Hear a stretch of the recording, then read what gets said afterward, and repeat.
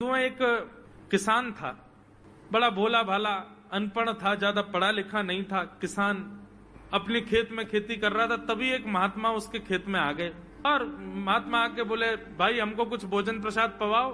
किसान बोला, अरे महात्मा आए, भैया इनको प्रणाम करो। किसान ने उनको प्रणाम किया, प्रणाम करके महाराज उनको भोजन प्रसाद पवाया। कहा, महात्मा जी आप आए हैं, मुझे कोई गुरु मंत्र दे जाओ। महात्मा जी ने सुंदर गुरु मंत्र दिया, द्वादशाक्षर मंत्र दिया। बोले ये तो बहुत कठिन है, इतना कठिन नहीं, सरल सा दो। अष्टाक्षर मंत्र दे दिया। बोले ये भी कठिन है, कोई और सरल दे दो। महात्मा बोले कुछ नहीं, तुम इतना कृष्ण चंद्र बोल दिया करो बस। कृष्ण चंद्र बोले, हाँ इसी का नाम, जब यही तुम्हारा गुरु मंत्र है। इतना भोला बेचारा याद करने लगा, उसको याद ही नहीं होवे कृष्ण चंद्र कृष्ण चंद्र कृष्ण चंद्र। अब भूल ना जाऊं इसके लिए बोलता रहता था 24 घंटे, कृष्ण चंद्र कृष्ण चंद्र कृष्ण चंद्र। अपने खेत में हल जोत रहा था, कृष्ण चंद्र बोल रहा था। इतने में उसकी पत्नी आ गई, अरे सुनो तुम्हारे लिए भोजन लाई हूं, जल्दी कर लो। बोले कृष्ण चंद्र कृष्ण चंद्र कृष्ण चंद्र। पत्नी पीछे लग गई, पीछे, भोजन तो कर लो, रोटी तो खा लो, ठंडी हो जाएगी। बोले अरे तू पीछे मत पड़, मैं भूल जाऊंगा, गुरुजी ने मंत्र दिया मुझको। पत्नी बोली, अच्छा एक काम करो, आप भोजन कर आओ, तब तक आपके नाम को मैं रट लेती हूँ, मैं उसको संभाल लूंगी, पर जैसे आप आओगे फिर आपको सुना दूंगी, आप कर लेना। वो ठीक है। बोले क्या बोलना है? बोले कृष्ण चंद्र। पत्नी बोली ठीक है। अब कृष्ण चंद्र बोलने लगी पत्नी, कभी कहीं जाए कभी कहीं जाए, कुछ करे। वो कृष्ण चंद्र बोलते बोलते घसीटे चंद्र हो गया। लौट करके अपने पति के पास, पति बोल, हाँ वो मैं भोजन कर लिया, जल्दी गुरु मंत्र सुना दे मुझको, क्या था मैं तो भूल गया। बोले घसीटे चंद्र। वो उसी से ही हल जोतने लगा, घसीटे चंद्र घसीटे चंद्र घसीटे चंद्र। आकाश में वैकुंठ में बैठे हुए वैकुंठनाथ भगवान प्रसन्न हो गए और प्रसन्न होकर के बोले, लक्ष्मी जी हम जा रहे हैं। बोले कहां? बोले एक किसान का उद्धार करने जा रहे हैं, उसको वैकुंठ लेके आएंगे। लक्ष्मी जी बोली, आपका अशुद्ध नाम बोल रहा है वो, आपका अशुद्ध नाम उच्चारित कर रहा है वो, और आप कह रहे हो कि इसका कल्याण करूंगा मैं। ठाकुर जी बोले, देखो नाम भाव कुभाव अनख आलसहु, नाम जपत मंगल दिश। नाम कैसे भी जपे कोई दोष नहीं है, बस भाव मेरे प्रति होना चाहिए। वो नाम भले ही गलत जप रहा है, लेकिन उसके हृदय में तो मैं ही हूं ना। और एक बात बताऊं लक्ष्मी जी आपको। बोले क्या? बोले ये घसीटे चंद्र अशुद्ध नहीं है, मेरा नाम है ये भी। बोले क्यों? बोले जब हम छोटे थे तो बाल लीला कर रहे थे ब्रज में, यशोदा मैया खूब नहलाती धुलाती और बढ़िया सुंदर श्रृंगार करती, लेकिन हम पूरे नंद भवन में घुटमुन चल चल के कभी नीचे लुढ़क करके कभी ऊपर गिर के सब माला तोड़ लेते, अस्त व्यस्त वस्त्र कर लेते, घुंघराले केशों की ऐसे भुज्जा बना लेते, ऐसा रूप बना लेते। यशोदा मैया बोली, आओ मेरे घसीटे चंद्र, सुबह कृष्ण चंद्र बना के भेजती हूँ, घसीटा चंद्र बन के आता है शाम को। तो बोले तब यशोदा मैया ने हमारा नाम रखो घसीटे चंद्र, तो इसलिए शुद्ध नाम है। तो ठाकुर जी के बहुत सारे नाम हो गए, कनुआ, गोपाल, गोविंद, माधव, कन्हैया। यशोदा जी का प्रिय नाम है कन्हैया। मैया लाल जी को इसी नाम से पुकारती है। ठाकुर जी अब धीरे धीरे 3.5 वर्ष के हो गए, और जैसे ही 3.5 वर्ष के भय महाराज, मानो जैसे उनके शरीर में स्प्रिंग एक्टिवेट हो गई हो। इतना ऊधम मचाते हैं, इतना ऊधम मचाते हैं, पूरी गोकुल की नाक में दम कर रखा ठाकुर जी ने। यशोदा मैया ने लाल जी को नूपुर पहना रखे। सवेरे जैसे ही ठाकुर जी उठते हैं, नूपुरों की आवाज आती है तो यशोदा मैया तुरंत रसोई घर से दौड़ के जाती है लाला के पास। लेकिन ठाकुर जी इतने चतुर हैं, यमुना तट पर जाते हैं और नूपुरों में बालू भर लाते हैं कि कल नूपुर आवाज नहीं करेंगे, सुबह उठ के हम घर से भाग जाएंगे कहीं और, मैया को पता ही ना चलेगी। ऐसा उधम मचा में अब ठाकुर जी वो लीला कर रहे हैं जिस लीला पर देवताओं को भी विश्वास नहीं हो रहा है। ऐसी लीला ठाकुर जी कर रहे हैं कि किसी को भरोसा ही नहीं हो रहा कि जगत नियंता जगदाधार ये कर सकता है। और ठाकुर जी क्या करते हैं?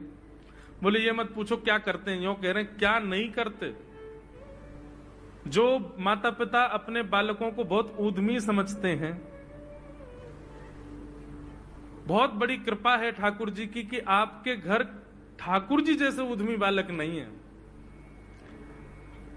ऊधमों के सिरमौर हैं ठाकुर जी। कैसा उधम मचाते हैं? नहा धो करके ठाकुर जी सवेरे तैयार होते हैं, सबसे पहले गैयाओं के पास जाते हैं। मैया कहवे लाला नहा धो के सबसे पहले गैयान को प्रणाम करवे जा, गैयान को स्पर्श कर फिर कछु करियो।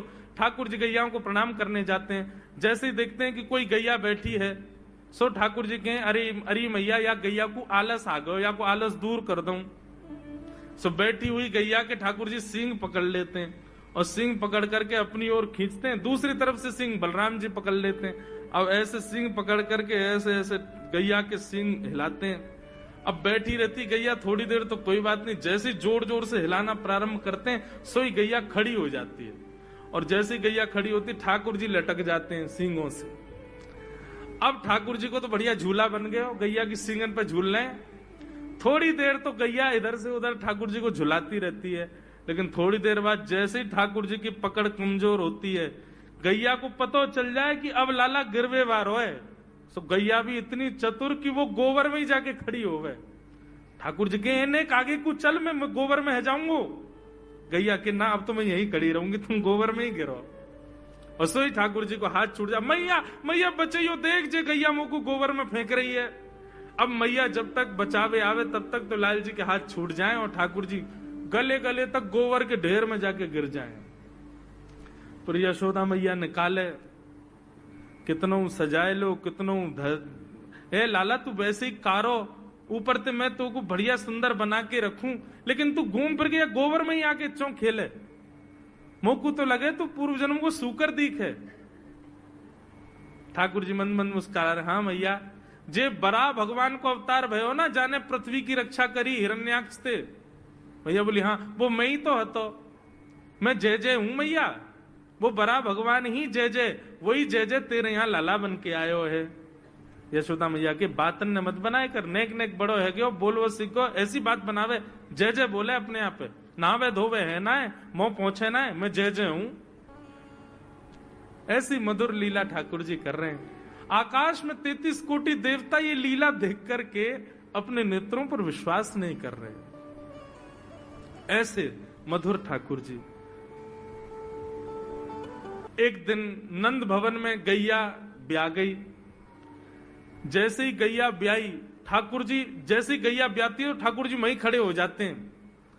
और बंधुओं शास्त्रों में आज्ञा है कि गाय जब ब्याह रही हो, बछड़े को जन्म दे रही हो या बछिया को जन्म दे रही हो, उस समय गैया जो होती है वो दो मुखी हो जाती है। एक मुख तो सामने है, और जब जन्म देती है तो बछड़ा या बछिया उसका मुख जब बाहर आता है तो दो मुखी हो जाती है। ऐसी दो मुखी गैया की जब आप परिक्रमा करते हो तो पूरे ब्रह्मांड की परिक्रमा का फल प्राप्त होता है।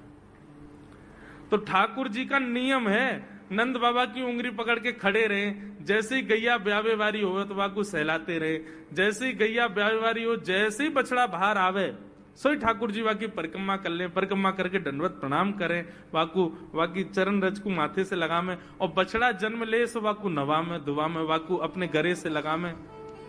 एक दिन ठाकुर जी जोर जोर से रोने लगे।